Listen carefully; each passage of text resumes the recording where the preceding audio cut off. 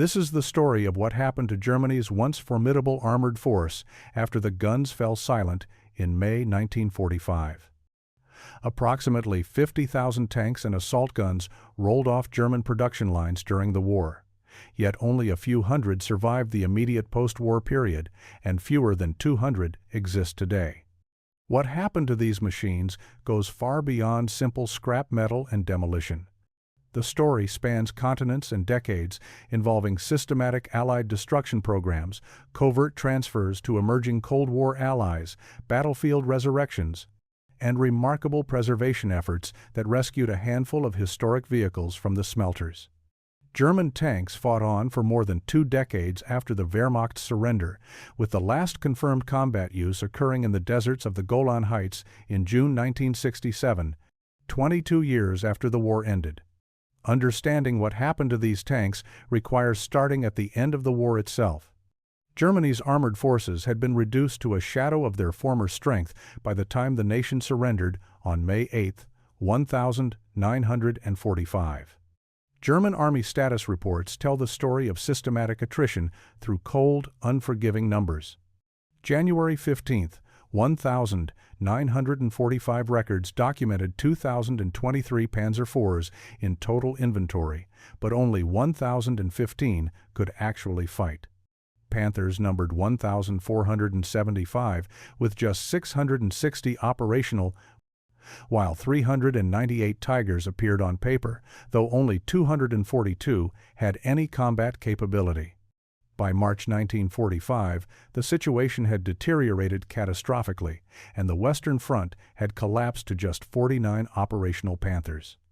Germany had produced approximately 6,132 Panthers during the entire war, yet only about 857 remained by March 1945, representing an 86% attrition rate that tells its own story of destruction. Every tank type showed the same pattern of losses. 10,635 Stooge 3 assault guns, Germany's most produced armored vehicle, had been built during the war. But only 1,330 survived to surrender, an 88% wartime loss rate. Each lost vehicle represented crews killed, mechanical breakdowns that couldn't be repaired due to lack of spare parts, fuel shortages that left tanks immobilized, or deliberate destruction by their own crews to prevent capture. German armored vehicle production during the war reached staggering totals. Panzer IV tanks, Germany's workhorse medium tank, saw 13,522 units, built in all variants, while Panthers totaled 6,132. The famous Tiger reached 1,350 units, and its bigger brother, the Tiger II, or King Tiger, managed 490. Stug 3 assault guns and their howitzer variants totaled approximately 10,635, while specialized vehicles like the Jagd Panther tank destroyer reached 425 units, and the massive Jag Tiger managed only 79. At the moment of surrender, an estimated 5,000 to 6,500 German armored vehicles remained scattered across all fronts. Only 40 to 50% were actually operational, which meant thousands of 40-ton paperweights sat immobilized in factories, on rail cars, or in defensive positions with empty fuel tanks, since the German logistics system had completely broken down. This was what the Allies inherited when they occupied Germany. Thousands of armored vehicles representing both a military threat that needed elimination and a unique intelligence opportunity. Allied powers immediately recognized the intelligence value of captured German armor, and within months, German tanks were undergoing rigorous evaluation at specialized facilities on 3 continents. What they learned would shape tank development for decades. Aberdeen Proving Ground in Maryland became home to America's captured German armor collection, receiving Tiger I tanks as early as 1944. Chassis number 332, a Tiger II captured in Belgium during the Battle of the Bulge from the 501st SS Heavy Panzer Battalion, arrived at Aberdeen in February 1945, just weeks after its capture. American engineers didn't just drive these tanks around test tracks. They cut away sections of armor plate to examine construction methods, wanting to understand how the Germans had manufactured these vehicles, what metallurgical processes they used, and what the armor quality actually was beneath the fearsome reputation. Aberdeen also received the sole surviving Panther II prototype, an experimental vehicle that was an incomplete hull when captured, and American technicians added a G-model turret to create a complete tank for study. An Elephant heavy tank destroyer captured in Italy underwent extensive analysis at Aberdeen before spending decades on outdoor display, a fate that would unfortunately damage many of these irreplaceable vehicles. Across the Atlantic, the British established the School of Tank Technology at Chobham, England, where between 1942 and 1945, this facility produced at least 22 detailed technical reports on German vehicles. These weren't simple field evaluations, but comprehensive studies, complete with photographs, line drawings, and cutaway illustrations, covering everything from the early Panzer I to the Tiger I, which they designated PZ, KWVI Model H. The crown jewel of British analysis was a specific Tiger I that would eventually become the world's most famous German tank. British forces captured an intact Tiger at a location called Point 174, also known as Gariat El Attach, in Tunisia, on April 24, 1943, and this wasn't a lucky break, but the result of skillful gunnery by Churchill tank crews from either the 48th Royal Tank Regiment or the 142nd Regiment RAC. 3 6-pounder rounds disabled this Tiger without destroying it, and that precision made all the difference. One round jammed the turret traverse after ricocheting into the turret ring. Another disabled the gun elevation mechanism after hitting the turret lifting lug, and a third deflected fragments into the turret after striking the loader's hatch. The crew abandoned their immobilized but largely intact vehicle, which King George VI and Winston Churchill inspected in Tunis before it was shipped to England in October 1943 for thorough evaluation. Tiger 131, as this tank would later be designated, has its own remarkable story that we'll return to because it's still running today. The most extensive testing program happened in the Soviet Union, where Kubinka Proving Ground near Moscow served as the primary Soviet testing facility. April 1943 saw the first intact Tiger I arrive at Kubinka after being captured during the siege of Leningrad in late 1942, and Soviet engineers were methodical and ruthless in their analysis. Their critical discovery would influence the entire course of the Eastern Front. The 85mm anti-aircraft gun, the 52K model, could penetrate the Tiger's 100mm frontal armor at 1,000 meters, and this finding directly shaped Soviet weapons development before the Battle of Kursk in July 1943, when they would face Tigers in large numbers for the first time. Soviet forces also captured extraordinary prizes, including the only Panzer VIII Maus super heavy tank prototype that was ever completed near Berlin. This 188-ton behemoth remains at Kubinka today as the only one in existence. Testing programs gave the Allies comprehensive knowledge of German tank design, manufacturing methods, metallurgy, and operational characteristics. But some Allied nations didn't just study German tanks, they put them into frontline service. The French Army faced a unique problem after liberation since they had virtually no modern tanks. German occupation had either destroyed, captured, or made obsolete their pre-war armored force, and the solution was pragmatic: use the Germans' own equipment against them, and then keep using it after the war ended. Captain Guy Besnier led the 1st GMR, a French unit that systematically recovered German tanks from the Normandy battlefields between January and March 1945, bringing in 1 Tiger I, 2 Panthers, and 11 Panzer IVs. That was just the beginning. 2 French regiments operated Panthers extensively after the war, with the 503rd Tank Regiment fielding 50 Panthers from 1945 to 1947, while the 501st Tank Regiment continued operating Panthers until 1949. The last Panthers in German service were destroyed or abandoned by May 1945, yet the French were still operating them 4 years later, and that timeline deserves appreciation. Extended service gave French tankers and engineers unprecedented experience with the Panther, and in 1947, the French Ministry of War published their findings in a technical report titled Le Panther 1947. This document challenges much of the mythology that had grown up around German tank superiority in ways that are fascinating. French crews discovered that final drive assemblies, the mechanical components transferring power from the transmission to the drive sprockets, had an average fatigue life of only 150 kilometers. That's less than 100 miles, and even more revealing, French analysis of Panthers abandoned in Normandy showed that half of them had failed final drives. These weren't tanks destroyed in combat, but tanks that broke down mechanically, unable to continue fighting.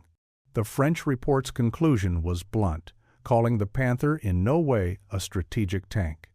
Mechanical unreliability, difficulty maintaining the vehicle in field conditions, and requirements for an industrial support infrastructure that simply didn't exist in combat zones meant the Panther might have been formidable when it worked, but keeping it working was the real challenge. French engineers went even further in their relationship with German tank technology, bringing 70 German engineers to France from 1955 onwards, led by Professor Karl Maybach from the Maybach engine family. These engineers were specifically hired to solve engine problems on the French AMX-50 tank project and the captured Maybach HL-295 engine and ZF transmission designs directly influenced post-war French armor development. Panthers served until they were replaced by the French-designed ARL, 44 around 1950, and by that point, France had operated Panthers longer than any German unit ever had during the war. A remarkable footnote to the Panther's combat history. While some German tanks were being tested or pressed into service, the vast majority faced deliberate, systematic destruction. The Potsdam Conference, held from August 1st to 2nd, 1945, established the framework for German demilitarization, with explicit language calling for complete elimination of all military forces and destruction of all aspects of German industry that could be utilized for military purposes. This wasn't symbolic disarmament, but industrial-scale destruction that would reshape Europe's landscape. Allied Control Council Law No. 8, issued on November 30, 1945, ordered complete dissolution of all German military units effective December 1, 1945, which meant not just disbanding units, but destroying their equipment. Field salvage unit depots were established across occupied Germany to collect and process captured vehicles in what became a massive operation. Number 12. Field Salvage Unit Depot at Hanover became one of the major processing centers, and Imperial War Museum records describe the operation in clear terms, stating that all useful materials, especially metals, were removed and sorted ready for reuse, with much of the salvaged material shipped to the United Kingdom. Specific statistics on how many tanks were scrapped, how much metal was recovered, or what the monetary value was simply don't exist, since post-war chaos meant inadequate record-keeping for disposal operations. Survival rates tell us what the numbers can't. Let me give you some figures that illustrate just how thorough this destruction was.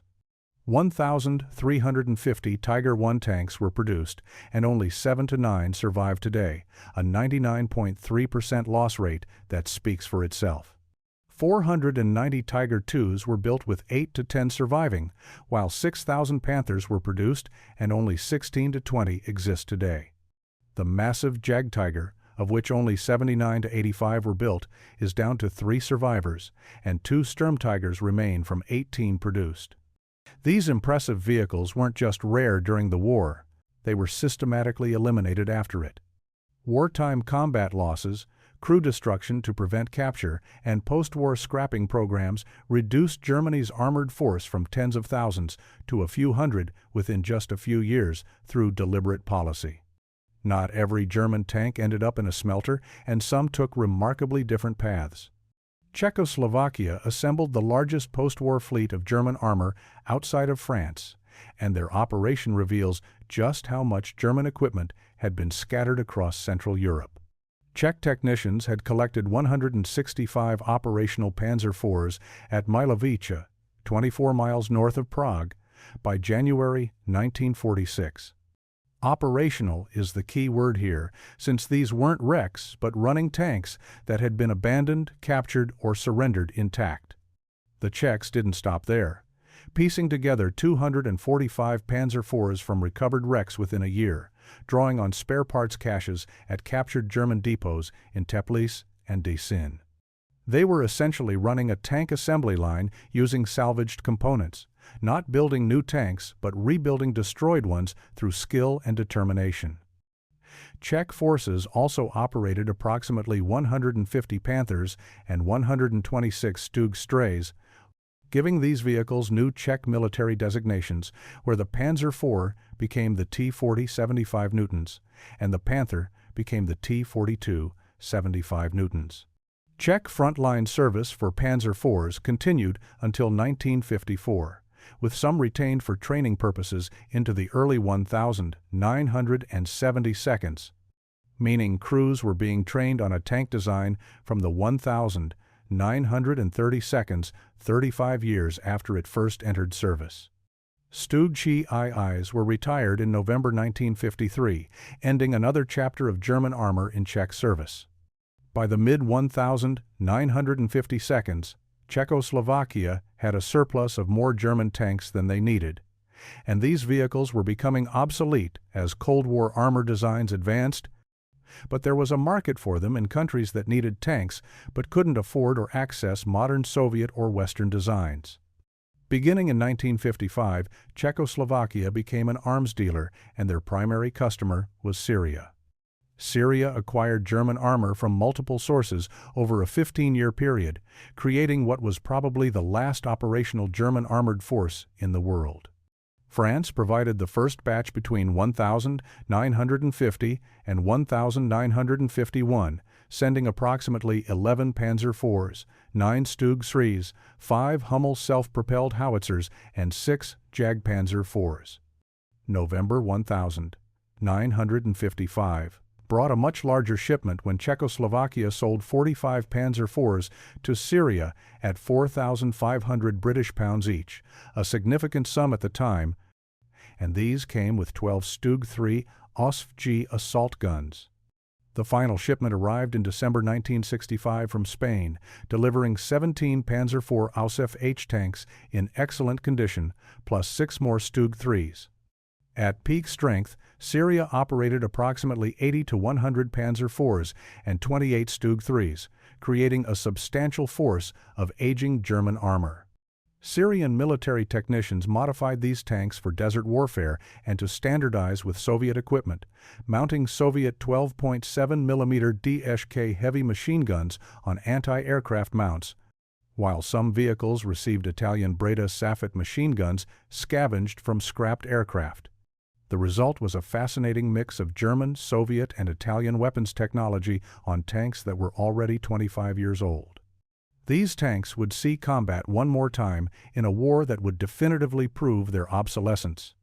June 5, 1967 marked the eruption of the Six-Day War, and Syria deployed approximately 25 fully operational Panzer IVs on the Golan Heights, assigned to independent tank battalions supporting the 8th, 11th, and 19th Infantry Brigades.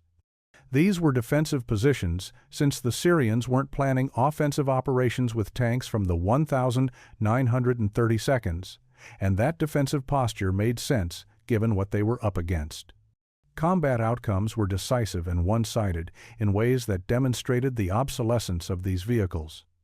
Israeli tanks and aircraft destroyed at least 10 Panzer IVs, captured 4 intact, and forced the abandonment of many more during the Syrian rout on June 10. Israeli Defense Force records show no Israeli tanks were destroyed by ex-German vehicles, not one. The last confirmed Panzer IV kill occurred on June 10, 1967, destroyed by an Israeli M50 Super Sherman firing heat rounds. That Super Sherman was itself a World War II design, but extensively modernized with a French 75mm gun and diesel engine, proving that even upgraded World War II tanks could easily defeat unmodified World War II tanks. June 10, 1967 marks the last verified combat use of World War II German tanks anywhere in the world, 22 years after the Wehrmacht's surrender and Panzer IVs finally left the battlefield for good. One country operated German-designed armor even longer. Switzerland's experience with German armor is unique because they didn't capture it, they bought it new after the war ended. Orders for 158 Jagdpanzer 38 tank destroyers went to Czechoslovakia in 1946 and 1947. Vehicles you might know by their unofficial nickname, the Hetzer. Swiss forces designated these as the Panzerjäger G13. These weren't refurbished war surplus vehicles, but new production built on the original wartime production lines in Czechoslovakia using some leftover World War II parts. Swiss specifications demanded modifications, including a Sorer diesel engine replacing the original petrol engine, improving reliability and reducing fire risk, while the Stuke 40 gun received a muzzle brake. Swiss Army service for the G13 continued until the early 1972, representing the last military use of German-designed World War II armor anywhere in the world, approximately 25 years after the war ended. Many Swiss G13 seconds were subsequently sold to collectors and museums, where they're sometimes displayed as genuine wartime Hetzers. Technically, they're post-war production, but the design is identical and some components are actually wartime parts, creating a gray area in military vehicle collecting. By the early 1972, every military force in the world had finally retired German World War II tank designs from active service. But the story of these vehicles wasn't over. It was just entering a new chapter. Fewer than 200 German World War II tanks and assault guns survive today in museums, private collections, and restoration facilities worldwide. Let me take you through the major collections and explain what they hold. The Tank Museum at Bovington in the United Kingdom holds the world's most famous German tank, Tiger 131, the only operational Tiger I in existence. We discussed its capture in Tunisia in 1943, and after wartime evaluation, the tank was transferred to the museum on September 25, 1951, assigned accession number E1951-23. Tiger 131 sat static for decades until June 1990, when the museum began a major restoration project. The original Maybach HL 210 engine had been sectioned, literally cut apart for study during the war, and was beyond repair, which forced the museum to replace it with an HL 230 engine from their Tiger II. Cross-pollination of parts like this is common in tank restoration, where finding original components is often impossible. December 2003 saw Tiger 131 return to running condition at a cost of £80,000, and today the museum runs this tank during special demonstration events. That Maybach V12 engine starting up creates a sound you can feel in your chest from 100 yards away, and it's something that must be experienced to be understood. Tiger 131 appeared in the film Fury in 2014, marking the first time a real Tiger had been filmed for a movie since World War II. Since every previous Tiger in films was either a mock-up or a modified different tank. The production paid the museum handsomely for use of the vehicle, and those funds support ongoing preservation work. Kubinka Tank Museum in Russia houses the world's largest collection of German World War II armor at a facility that was a top-secret Soviet proving ground from 1931 until it opened to the public after the Soviet collapse. In 1991. Kubinka holds unique items you won't find anywhere else, including the only complete Panzer 8 Maus Super Heavy tank, 188 tons of experimental vehicle that never saw combat. Karl Gerät heavy self-propelled artillery sits there, along with extensively tested examples of Tiger I and Tiger II that still bear marks from Soviet armor-piercing tests. These are research vehicles that Soviet engineers deliberately subjected to weapons tests to understand their vulnerabilities. Musée des Blindés at Saumur in France claims the world's largest collection of armored vehicles overall, 880-plus vehicles with over 200 in running condition. Colonel Michel Aubry founded the museum in 1977 with a policy emphasizing restoration to operational status rather than static display. Saumur holds the only running Tiger II in the world, turret number 123, from the 1st Company, 101 SS Panzer Battalion. This tank was never used by the French Army after the war, coming directly into museum preservation, which makes it remarkably intact. Saumur also has a Tiger I currently under restoration to running condition following a successful 2023 crowdfunding campaign. Deutsches Panzermuseum at Münster, Germany, serves as the official German tank museum, holding a running Panther aus F.A. Befehlspanzer, a command tank variant purchased from Sweden in 1948. They also have one of only 2 surviving Sturmtigers, the massive assault gun mounting a 380mm rocket mortar. Complete survival statistics by tank type paint a stark picture. 1,350 Tiger I tanks were produced with 7 to 9 surviving today, and 1 in running condition at Bovington. 490 Tiger IIs were built, 8 to 10 survive, with 1 running at Saumur. 6,000 Panthers were produced, 16 to 20 exist today, with 4 to 6 in running condition.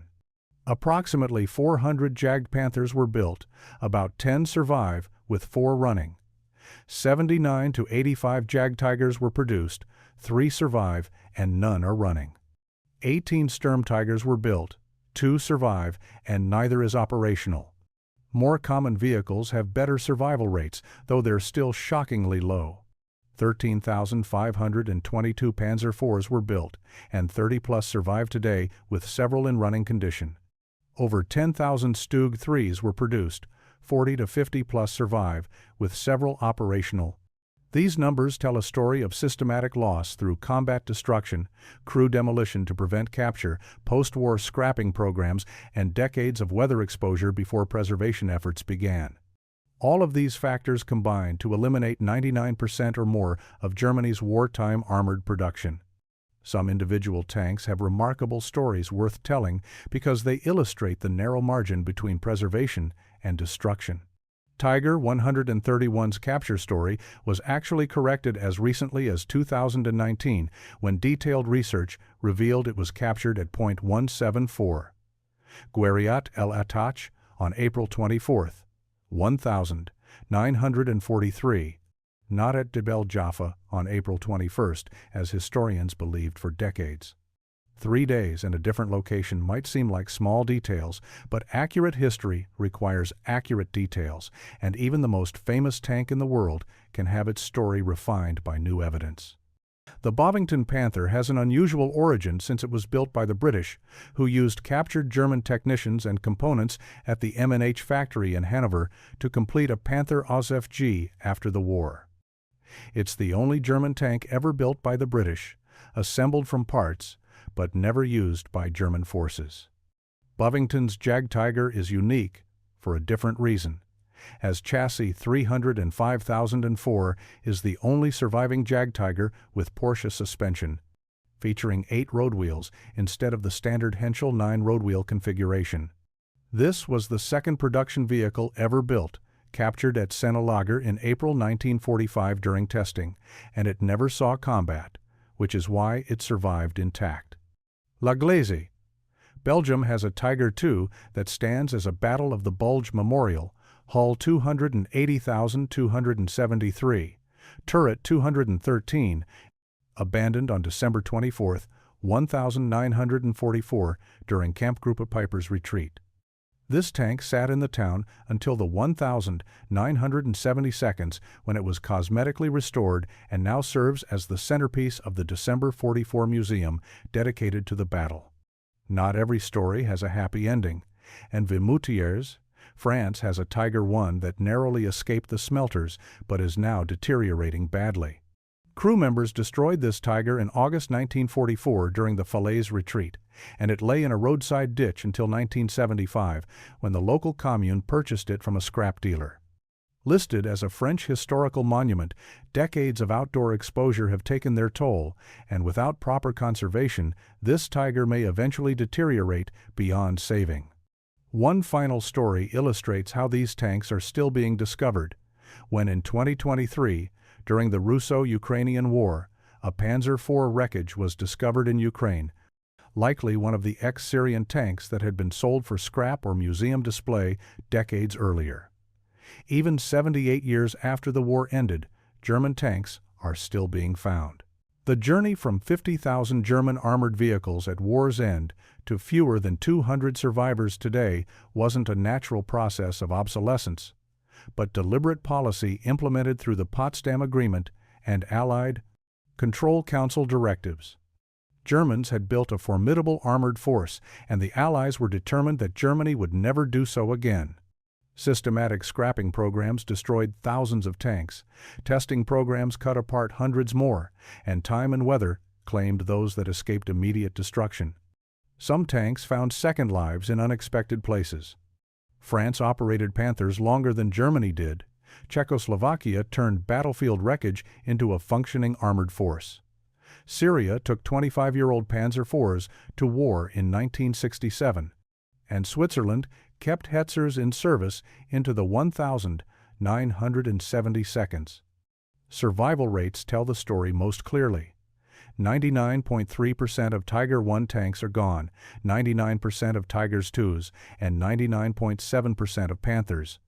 Even the common Panzer IV, of which over 13,000 were built, is down to about 30 survivors, representing a 99.8% loss rate.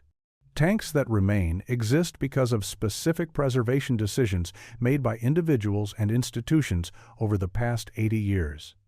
Tiger 131 survived because British tankers disabled it without destroying it in 1943, because the British Army shipped it home rather than scrapping it, because Bovington Tank Museum preserved it for decades, and because donors funded its restoration in the 1,990 seconds. Every link in that chain had to hold, and breaking any one would have meant Tiger 131 melted down decades ago.